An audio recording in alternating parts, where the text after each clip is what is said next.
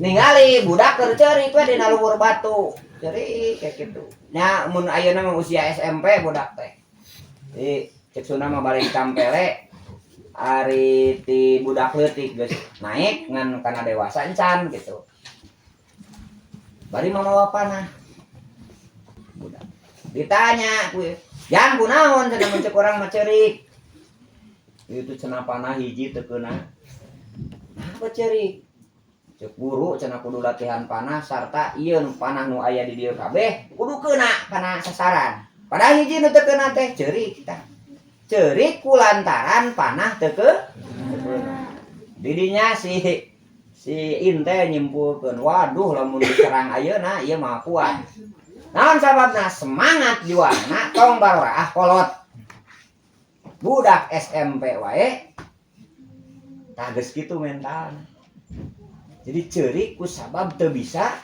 manah gitu nya ceurik ku sabab teu bisa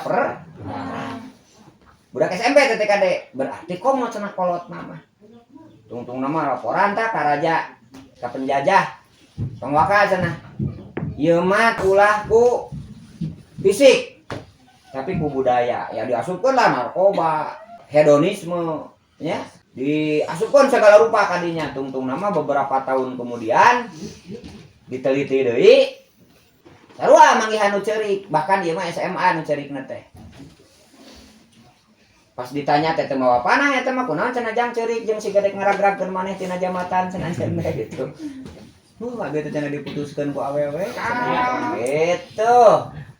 Jadi geus digoda ku hedonisme, geus digoda ku narkoba, geus digoda ku hirup glamor. Gitu nya. Maka nu dipake ceurik teh lain ku sabab panah teu keuna tapi ku sabab awewe. Tah, persis seperti di urang ayeuna. Ya. Persis seperti di urang ayeuna, sans ayeuna tiba heula gitu nya tiba heula. Bentuk apa namanya? Bentuk pola kafir teh tamata hidup sing narurut gitu nya. Keur meujeunna kieu mah, keur meujeunna muda-mudi kieu mah pasti bakal sagala rupa bakal loba kahayang. Lamun teu make alur aturan baik di pesantren, di sekolah, di lembaga dan sebagainya maka ya bakal katalanjuran kena. Nah kitunya sejarahna teh matak panginten sakali deui pesana lamun urang ancrub kana hiji perkara pahami heula